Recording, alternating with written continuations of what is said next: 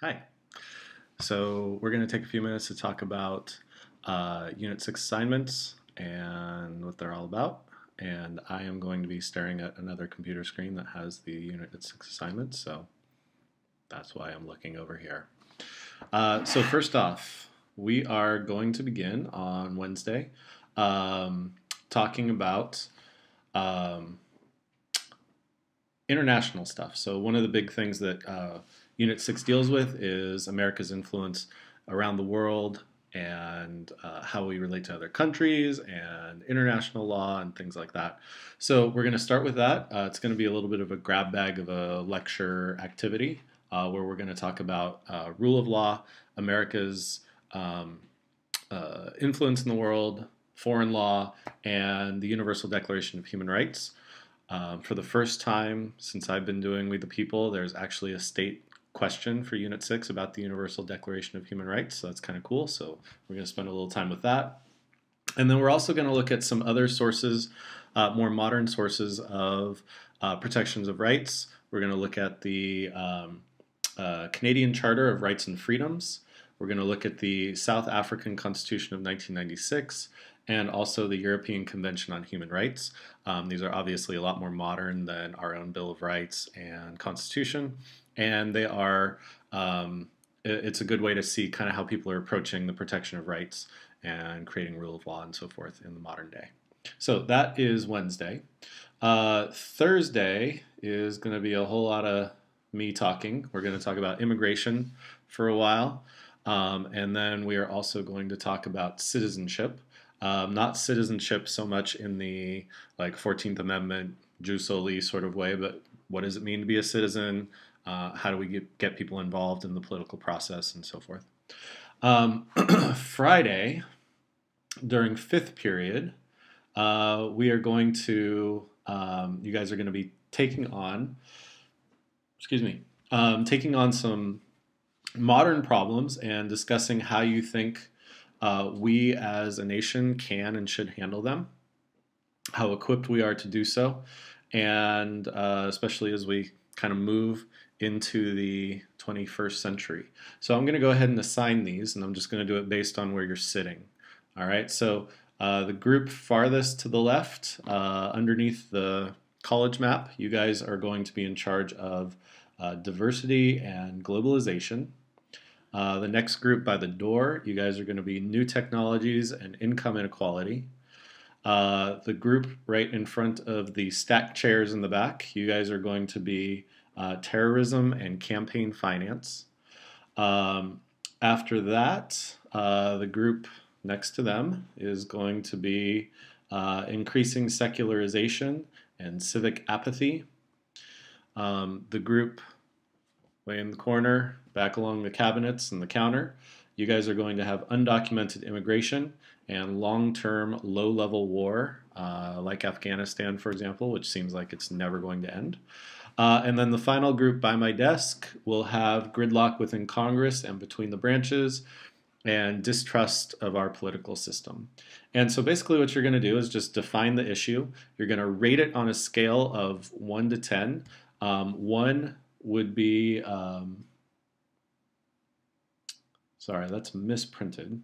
If you rate it as a 1, that would mean that it's actually kind of a benefit to our society. If you rate it as a 10, that would mean it's a big problem. 5 might be something that's not really a problem, not really a benefit. So sorry about that. So the rating scale that you're giving is a 1, it's a benefit, 10 is a huge problem. All right. And then you're going to explain whether you think our Constitution offers us the tools to deal with this issue. Where in the Constitution do we have the power to deal with this, or is this something that's kind of out of the realm of actually us dealing with it, and something that we're just going to have to kind of live through, and maybe even threatens our view of what we're all about. Friday, sixth period, we are going to, sorry, let me, so for that fifth period thing, sorry, let me back up, fifth period on Friday. This is something that's all in class, so you don't have to prepare for it. You're going to have time to prepare, or time to do it in class. You don't have to come in necessarily ready. Think about it a little bit, but you don't have to prepare anything. All right. Friday, Unit 6 deals a lot with civil rights, just like Unit 3. And so we're going to spend time talking about civil rights. I think in a lot of textbooks that you guys read, AP US even, I think the civil rights section is nice and discreet in 1950s and 60s, and then the 60s are over and Martin Luther King dies, and then you never pay attention to it again. So we're going to try to update it. We're going to look at what civil rights looks like since then, and we're also going to tackle other civil rights. We're going to talk about gay rights and just other groups as well. The big two things that you will be doing next week are both on Monday and Tuesday. Okay, so you have two things to prepare for Unit 6. The first is you will be taking part in a Socratic seminar. So half the class will do one, half the class will do the other. And the readings that these Socratic seminars are based on are pretty long. Okay, both readings are by a writer named Ta-Nehisi Coates. He writes primarily for The Atlantic. He also just put out a book this year, and he's someone that is, I think, the closest to sort of a popular public intellectual that we have out there on the scene right now. Both of his long-form pieces in The Atlantic, most recent long-form pieces, The Case for Reparations and The Black Family in the Age of Mass Incarceration, are really sort of challenging the traditional civil rights notion of achievement and so forth.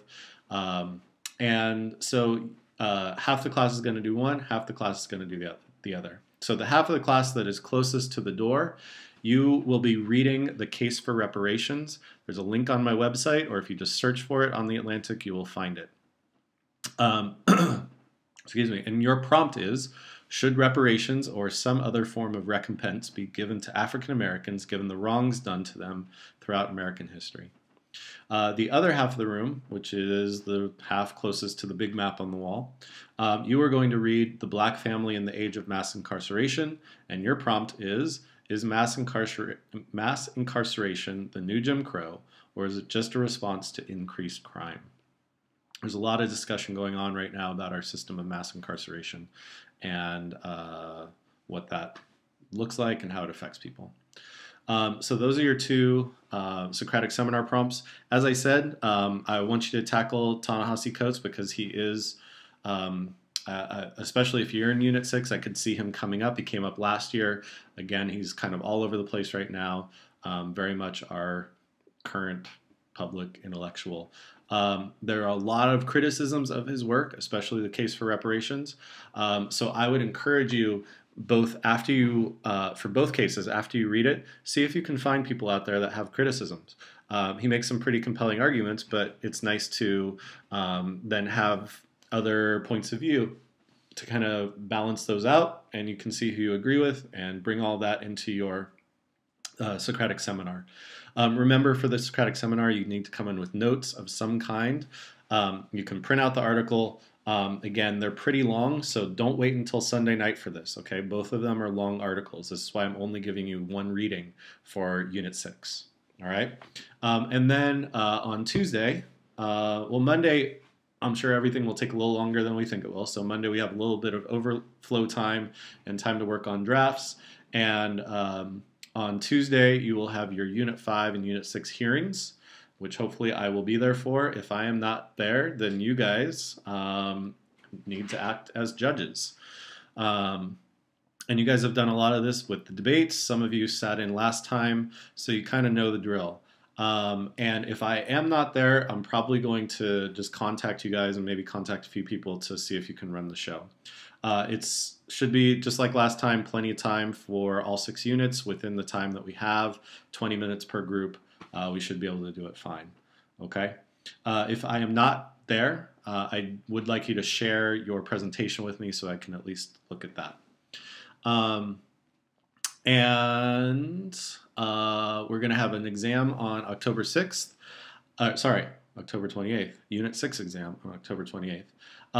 And as you noticed in the study guide for Unit 6, it's a lot shorter than the other ones, because a lot of what Unit 6 does is just take information that we already have from previous units and use it in a different way. Okay, so While there is new information for Unit 6, it's not quite as big as, say, like Unit 4, but you're pulling from all those previous units. Okay, so the exam for Unit 6 is going to be about half as long as the regular exam. So it'll just be a couple of IDs and a couple of um, essay questions. All right. So I'm going to plan on Wednesday that you actually have one of the 2 periods to do it. And then I'm going to make a change to the Unit 6 agenda since I printed it. I put that your permanent units, you would get your permanent units on Thursday the 29th. We're actually going to change that to 6th period on the 28th. Because after we get our permanent units, you guys will be useless for a little while. So we're just going to do it, be done with school, come in on the 29th. And if I'm there, then I'll walk you through it. And if not, I'll have a video for you telling you what you need to do. I'll have assignments for you ready on the 29th for you guys to get going and get to work. So hopefully that all makes sense. If you need to, just email me and I can respond to any questions about the assignments. Okay? Ciao. All right. So hello and welcome to our first Unit 6 discussion.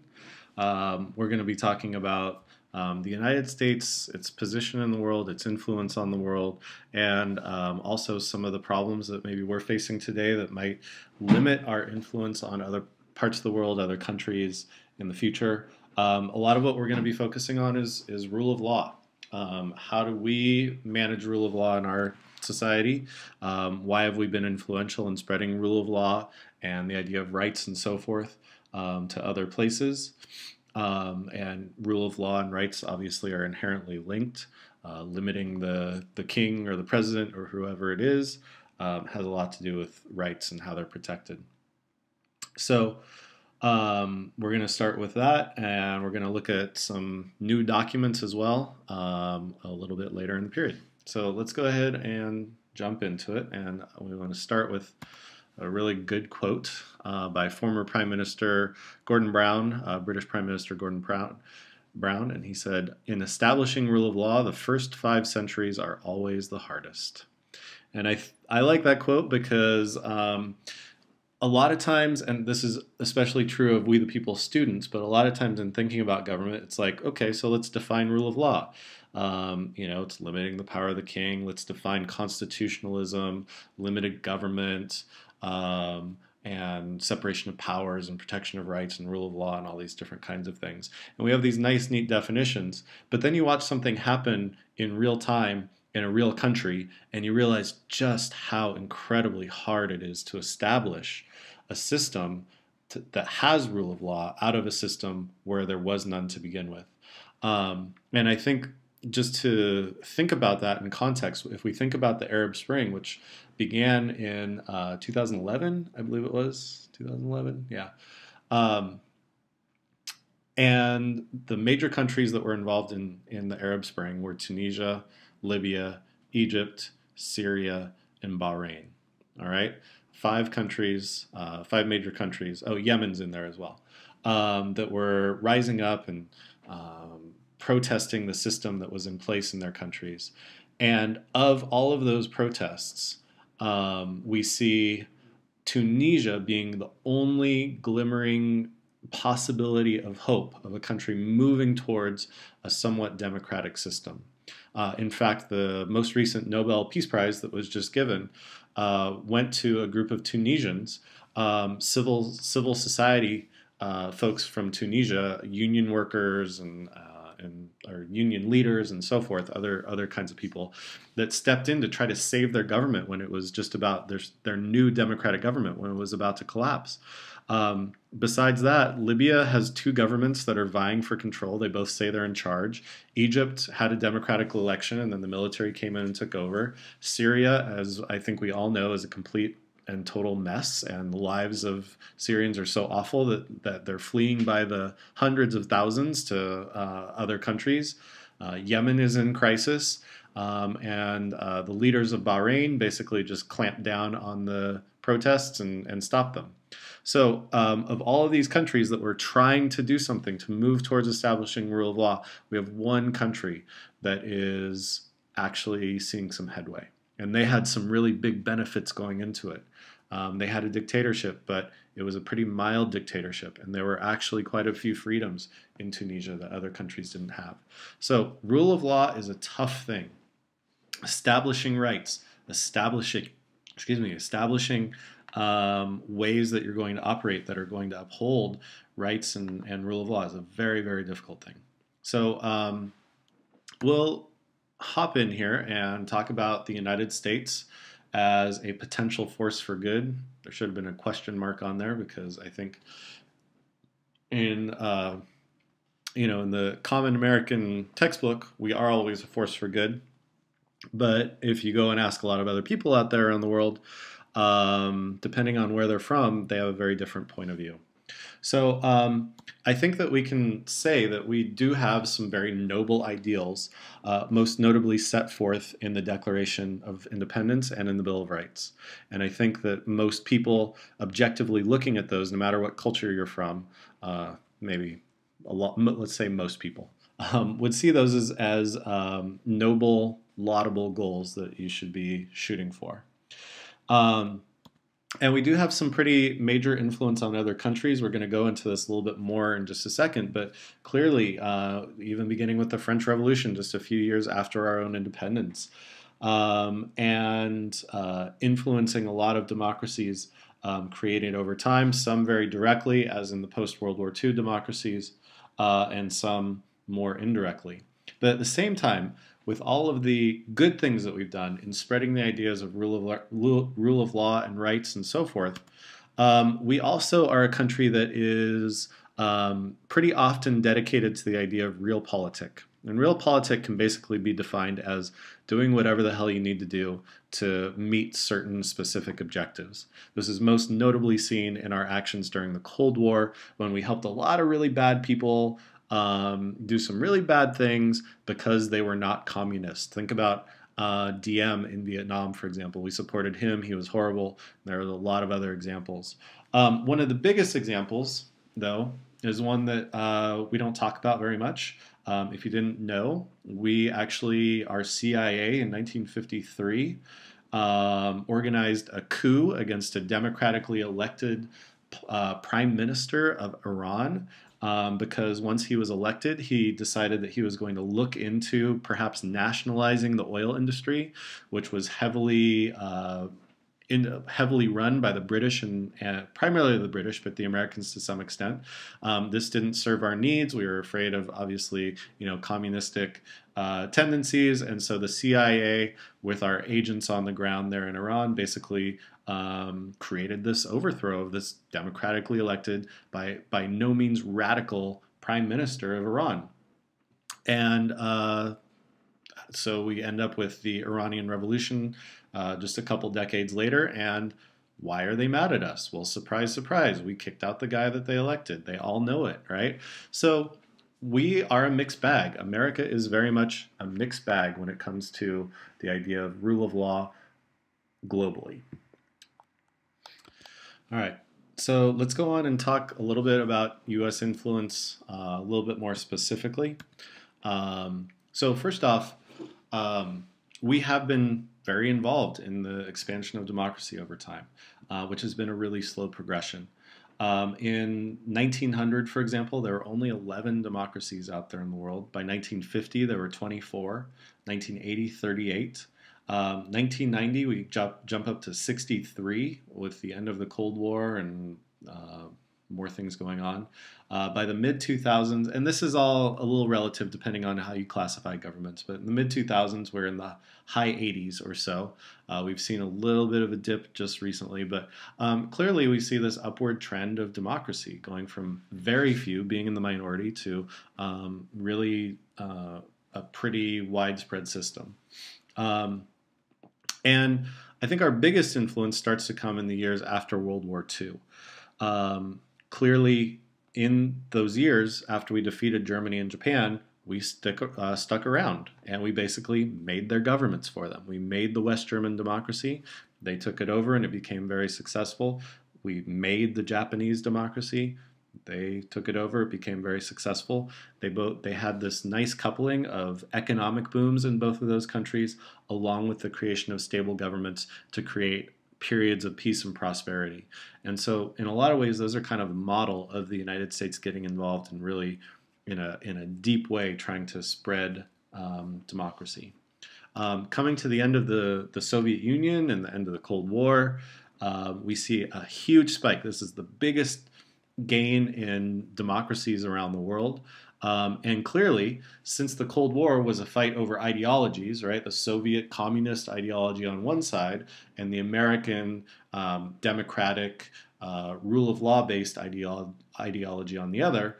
With the fall of the Soviet Union and the victory of the United States in that conflict, we clearly influenced all of those countries that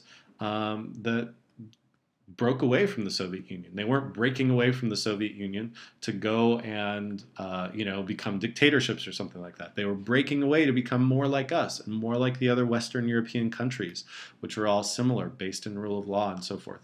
So we have a lot of influence in that, if not directly, at least indirectly, by showing our way of life and the freedoms that people have and so forth. And it was very, very attractive. It's hard to overstate how attractive that was to people that were living under the Soviet yoke. But recently, U.S. influence has taken some pretty big hits. I think the biggest hit definitely comes with our most modern war in Iraq. For a very long time, from World War II through the Korean War, through the Cold War, we were fighting with allies. And those allies were largely, through NATO or through the United Nations or whoever it was in those various different conflicts. They gave legitimacy to what we were doing. So even if we were maybe doing something that it seemed maybe a little shady, we kind of always had this bigger conflict that we were fighting, the Cold War we were fighting, and we usually had allies like Britain, for example, and France that were there along with us, that were aiding in that fight. So we had this sense of this is an international thing, this is something that we're doing together.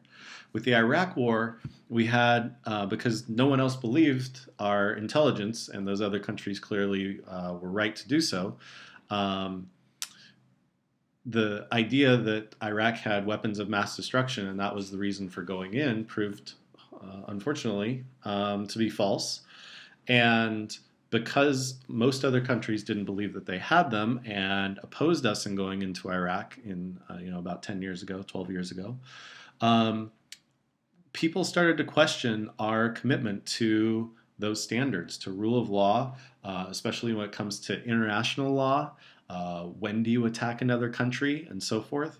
The idea that we were doing a preemptive war, right? That's something that we had not really done before, that you would go in and fight a people just because something might happen in the future.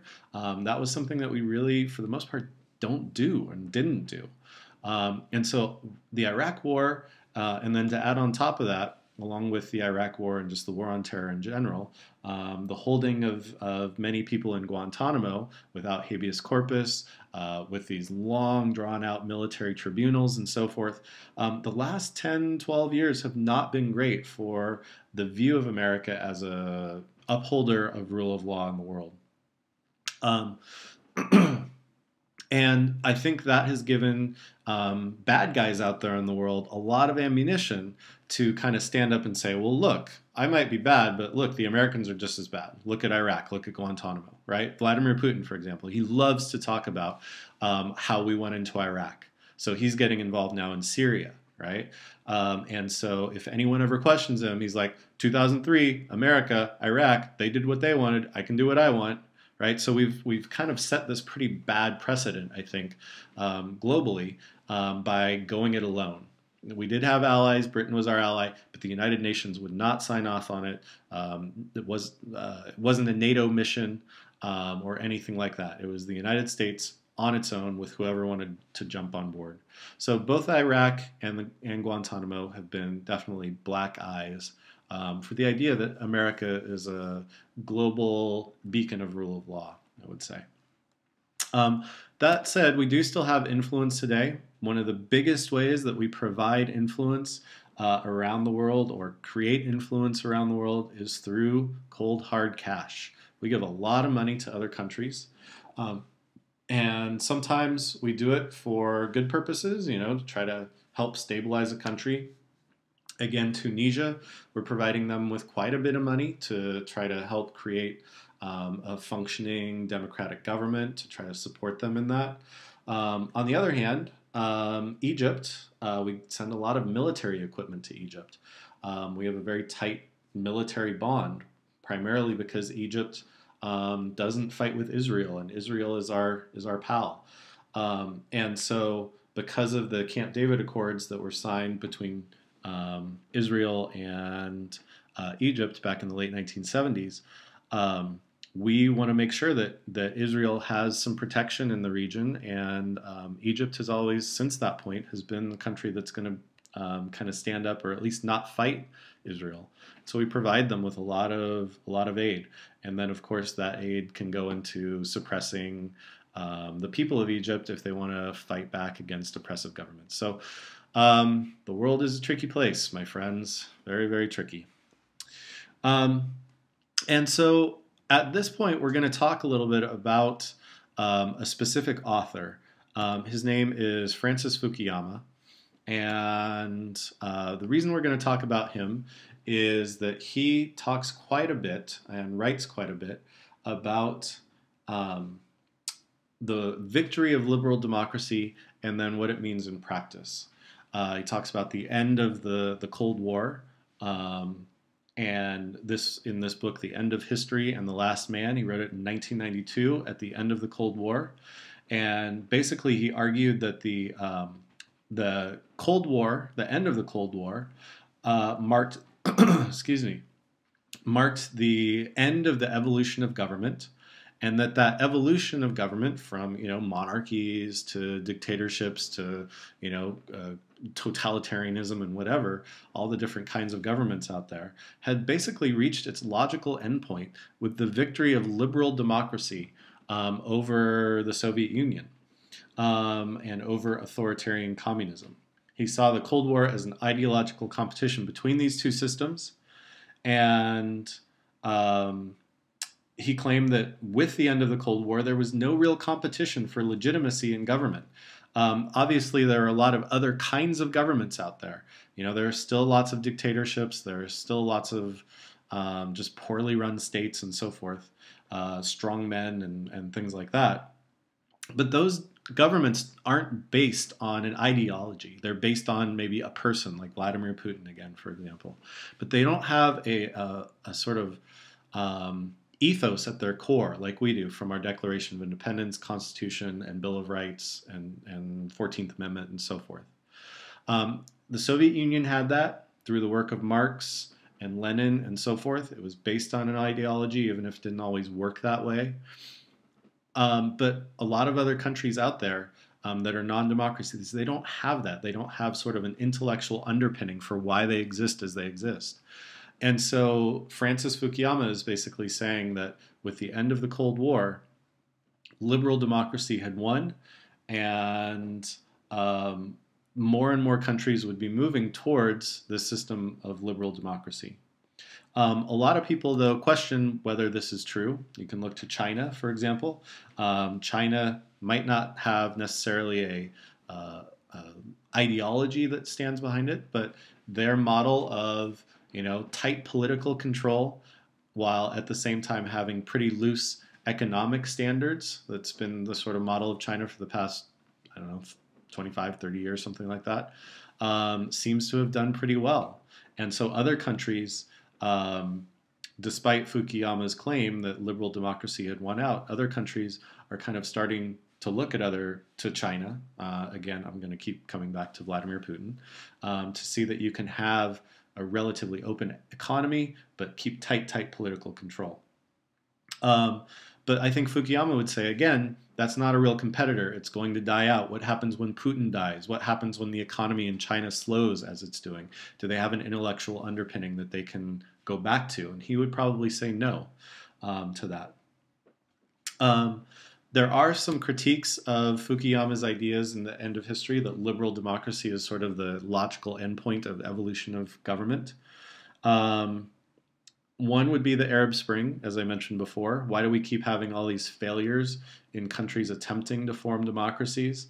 Um, and again, the idea that liberal democracy may be the last stage, but it's also very, very difficult to create, very difficult to foster.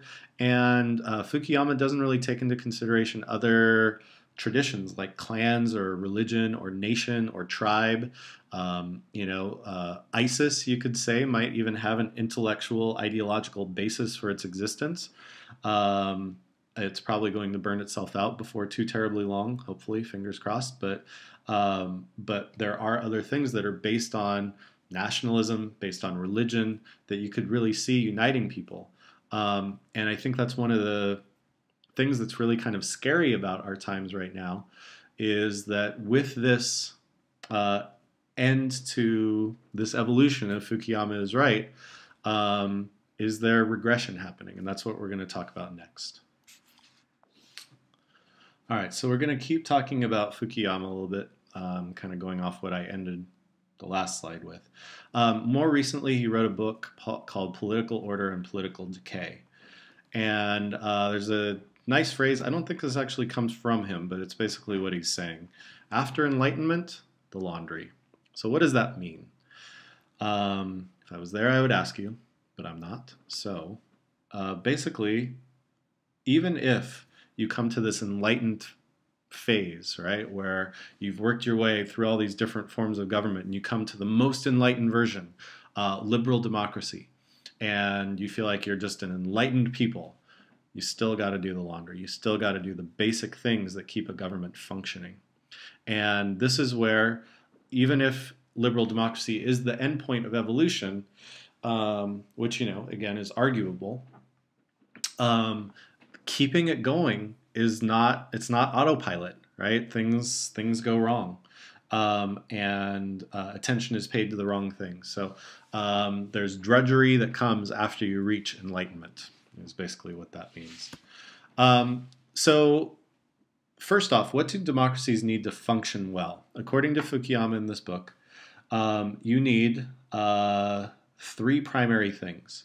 You need strong state institutions. That would be a well-functioning government like our Congress and president and so forth, and bureaucracy and all of those elements that kind of keep the wheels turning.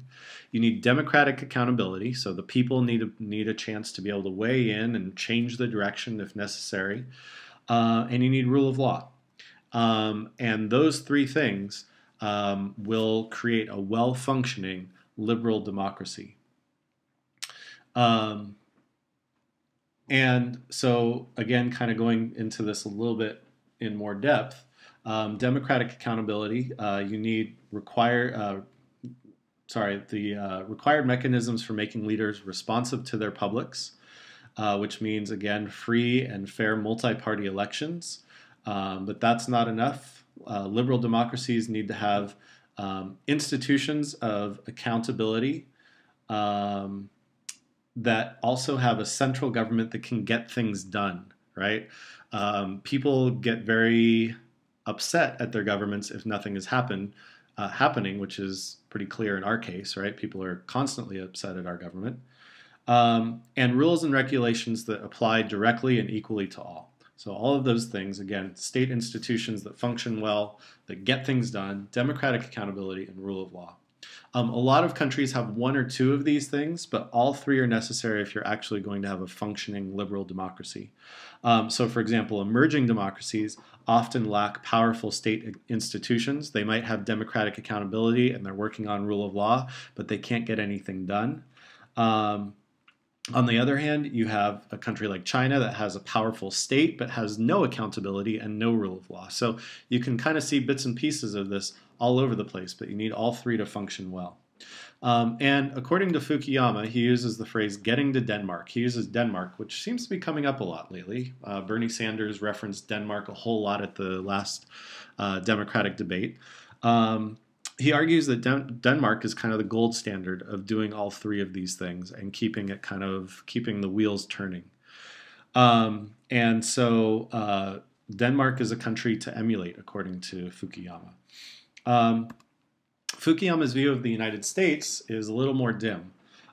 He says that in the 19th century, we basically had a weak and corrupt state. So we weren't really a liberal democracy in the way that we view it today. So think back to dual federalism, right? We didn't have a very strong federal government except during wartime throughout the 19th century. All that stuff was kind of left to the states. And so we may have had rule of law, we may have had democratic accountability, but our government just didn't do that much. It was with the early 20th century, with the progressives and then into the New Deal, that we created this robust state that Fukuyama claims is important to having a modern liberal democracy, because you do need to get things done, right? You need to have electricity, you need to pick up the trash, you need to do all these different kinds of things, provide pensions and healthcare and all those different kinds of things. Now, unfortunately, that was sort of the upswing. Since then, he really does view the United States as a country that is more in decay.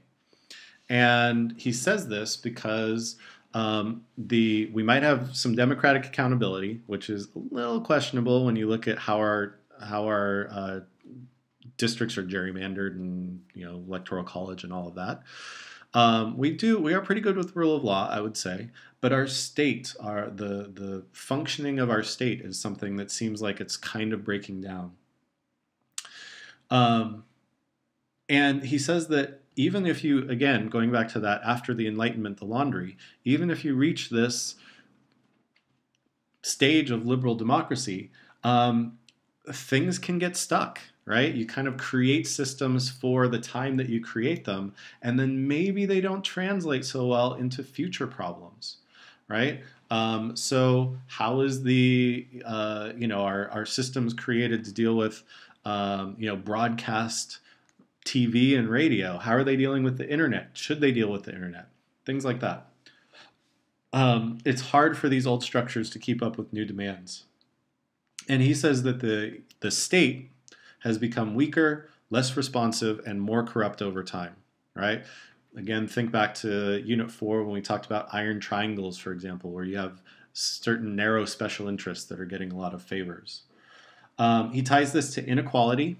He says that the rich in the United States have been able to buy a lot of influence and have been able to get a lot of favors in return. Interest groups. We are a country that proliferates interest groups. We have so many interest groups, way more than other democracies. Part of that is our federal system. We have so many different parts of government that interest groups can go and function in. The First Amendment protects interest groups because it's the right to petition and speech, for example. So they have a lot of access to our government and to our politicians. They can even raise money for politicians. They can rate politicians, which a lot of interest groups do. And they can focus on their narrow issues, which may not represent the people as a whole. The NRA is a perfect example of this, right? If you poll the people of the United States, even gun owners, they are for some pretty robust restrictions on guns. The NRA is not. The NRA wins, right? Because they grade congressmen, for example. And if you are a Republican and you have anything besides below an A+ from the NRA, that could spell doom for you in a primary contest, right? So they have wield a lot of influence in a way that doesn't benefit us as a whole and makes us jaded, makes us upset at our systems, so we can see it as corrupt and so forth. Additionally, because of all of these interest groups and the need to raise money in political campaigns and so forth, congressional fundraising is something that happens nonstop. Members of Congress, if you look at an actual calendar of a member of Congress, at least half of their day is going to be dedicated to making phone calls, calling donors, raising money, and so forth. And maybe it's not corruption, but to your average viewer, average American who says, I never get to talk to my congressman, but he's clearly talking to all these other people, the specter of corruption lingers there, and it clouds people's minds in terms of their view of their government. And you know what? Maybe they're even right. Fukuyama also uses one of my favorite terms, He calls our system a vetocracy. Vetocracy, Vetocracy.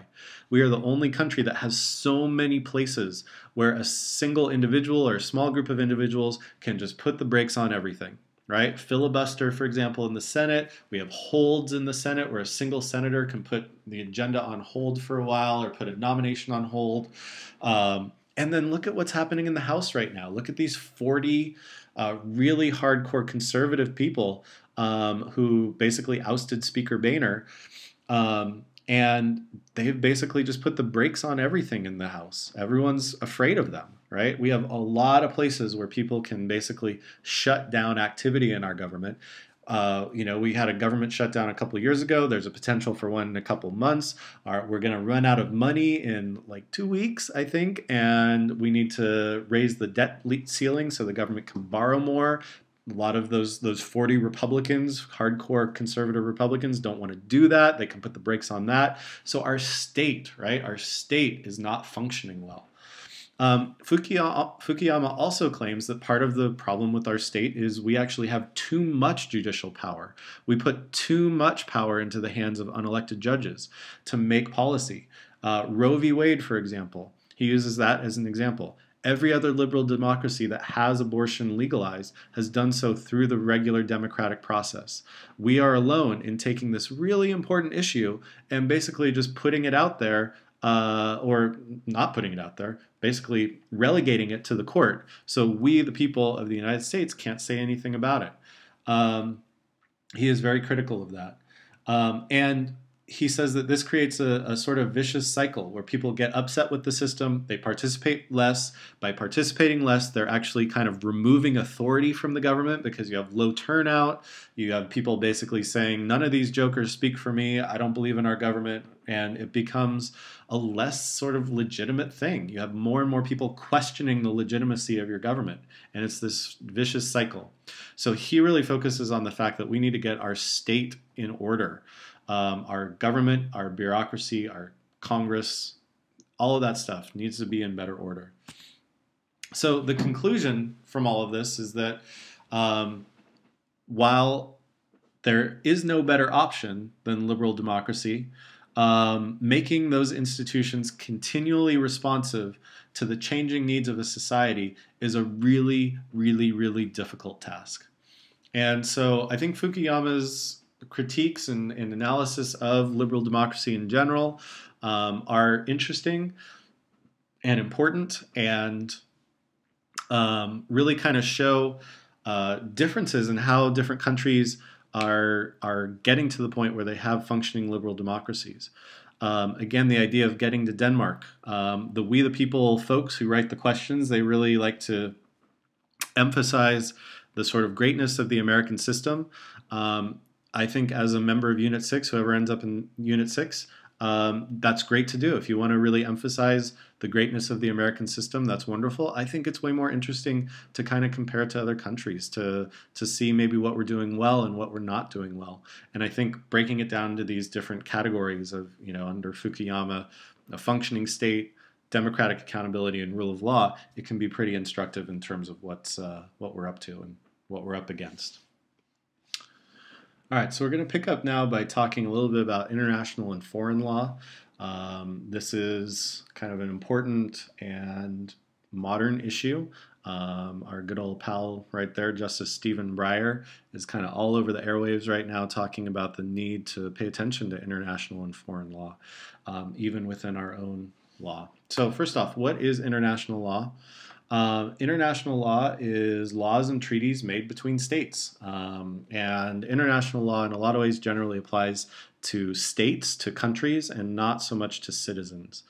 Some examples of international law, well, there are a lot. A few examples would be the Geneva Conventions, which set out standards for torture and how you treat prisoners of war and things like that. The International Criminal Court, which the United States does not belong to, but a lot of other countries do, which basically make it possible to hold leaders of nations accountable for war crimes. So, for example, the president of Sudan is wanted for war crimes and the Darfur genocide.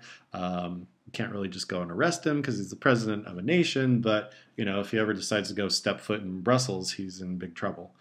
The European Court of Human Rights is another example where all the European nations have signed on to this thing to promote human rights as an overall commitment of all the countries.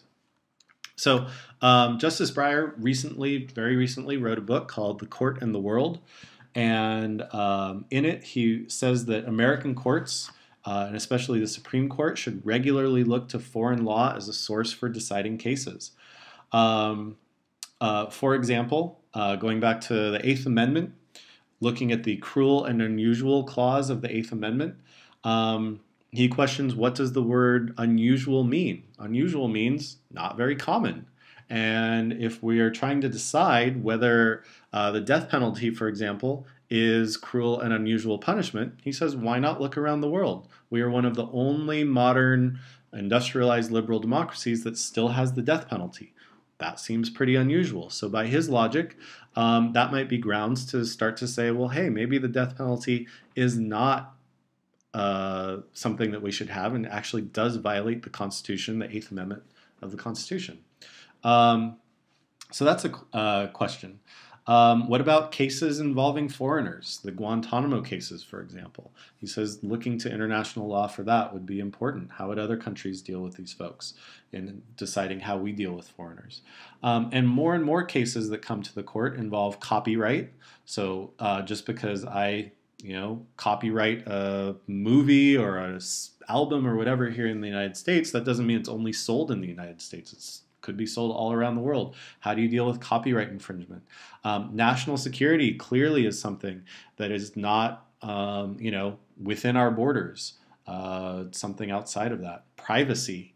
The environment obviously is something that spans borders, and trade treaties. All of these involve more than just the United States, so looking to international law could be important.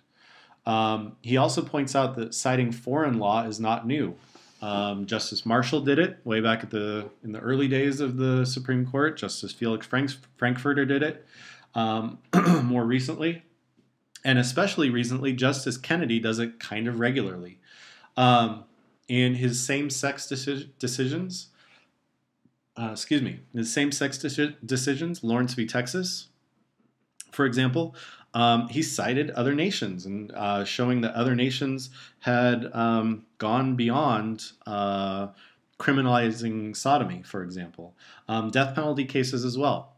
Justice Kennedy a lot of times is writing those death penalty cases, looking to restrict the death penalty for minors, for example. He uses other countries to determine or to help him make up his mind. And remember, the Supreme Court justices, they get a ton of information. They have oral arguments, but in addition to that, they just get flooded with amicus curiae briefs, right? Friend of the court briefs. Why not take into consideration how other countries deal with this in the grand scheme of things? Now, of course, there are critics of this, and surprise, surprise, Justice Scalia is one of them. So for example, in a 1988 death penalty case, Scalia wrote the dissent responding to Justice Stevens' statement that Europe and the Soviet Union would not allow the death penalty for a minor. And Scalia said, we must never forget that it is a constitution for the United States of America that we are expounding, where there is not first a settled consensus among our own people, the views of other nations, however enlightened the justices of this court may think them to be, cannot be imposed upon Americans through the Constitution. So he says, it's the Constitution, it's our Constitution, don't look anywhere else. Conservatives generally say that foreign law can only be looked at when the case is dealing with an international issue, because clearly there are two countries involved, or at least two countries, but should never help to interpret the Constitution. Justice Roberts, for example, in his confirmation hearing, said domestic precedent can confine and shape the discretion of judges. Foreign law, you can find anything you want. If you don't find it in the decisions in France or Italy, it's in the decisions of Somalia or Japan or Indonesia or wherever. As somebody said in another context, looking at foreign law for support is like looking out over a crowd and picking out your friends. So the critique here is, if you want to push a specific agenda within the Supreme Court, you can find whatever you want as long as you look hard enough and look at all the courts all around the world. And the best quote on this, again, going back to Scalia in reference to foreign law, he said, and I don't know the context of this, but he said, "Who cares? We have our laws, they have theirs." So, enough said. All right, we're going to kind of wrap up our discussion here with other inspirations of rule of law. So obviously, again, the United States has been an important inspiration for rule of law around the world.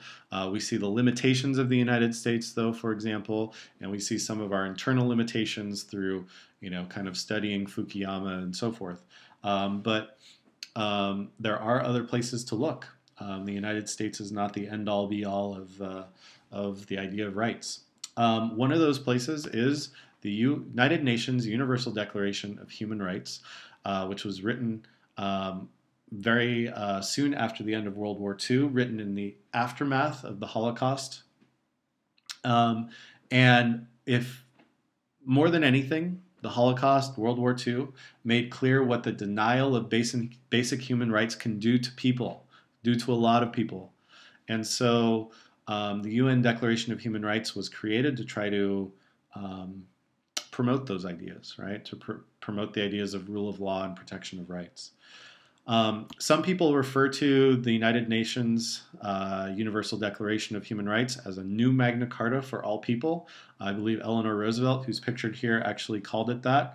And this, for those of you that end up in Unit 6 at the state level, that is the question. Is the Universal Declaration of Human Rights, should it be considered a new Magna Carta? So that's something we're going to kind of leave out there. At this point, we are going to check out the document.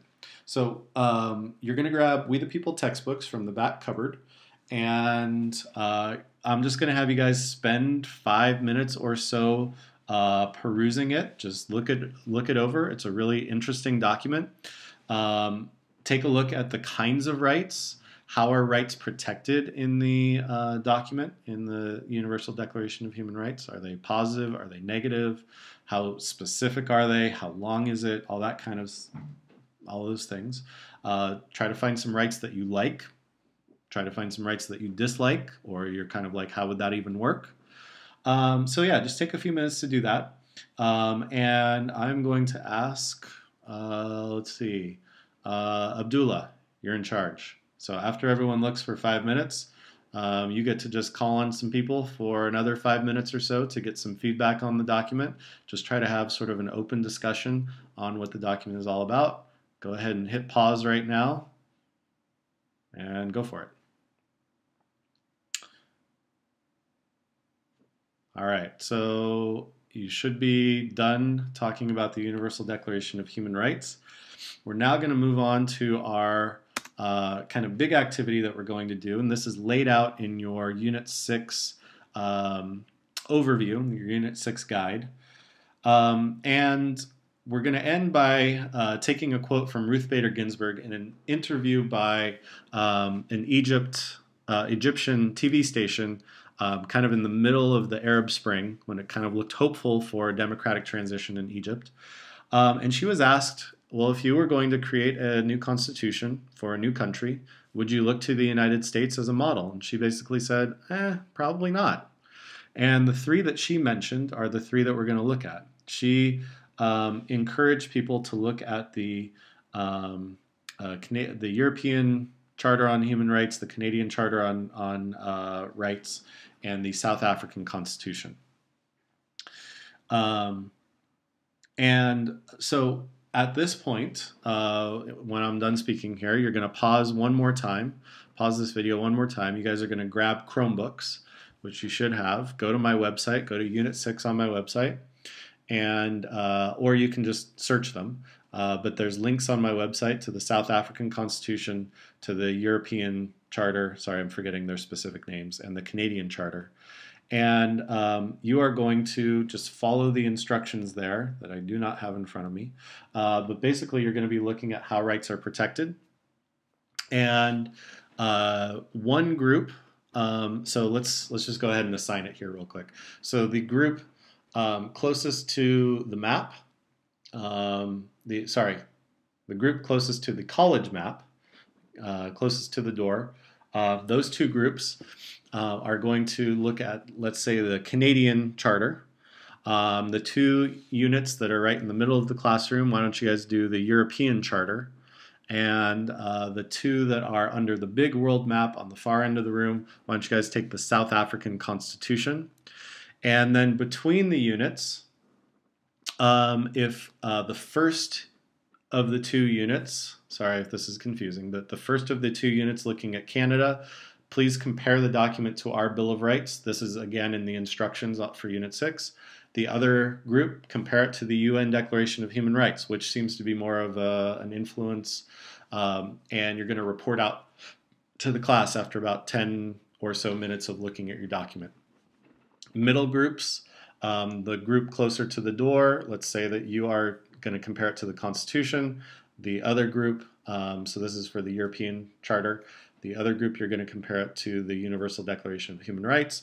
And then against the wall, against the big map, the group closest to the cabinets, you're going to compare it to the US Constitution. The group closest to my desk, compare it to the Universal Declaration of Human Rights, and then just follow the instructions that I laid out for you there in the Unit 6 instructions, okay? So you're going to have some time to just peruse it. Then you're going to share out what you saw about how rights are protected, where do you see inspiration coming from, and so forth. Just follow the instructions on that sheet. When you're done, please start this video again because we have a debate prompt to end this, these proceedings. All right, so pause and go ahead and get your Chromebooks and go to it, and then start this when you're done. All right, our debate, the Universal Declaration of Human Rights should be viewed as a modern Magna Carta. So if someone could please grab the bag and pick out two names, and the first name you pick will be defending this statement. The second name you pick will be opposing the statement. And you guys know what to do. Ask questions. All right, give good feedback. Even if I'm not there, please do your duty. Okay? Talk to you guys soon.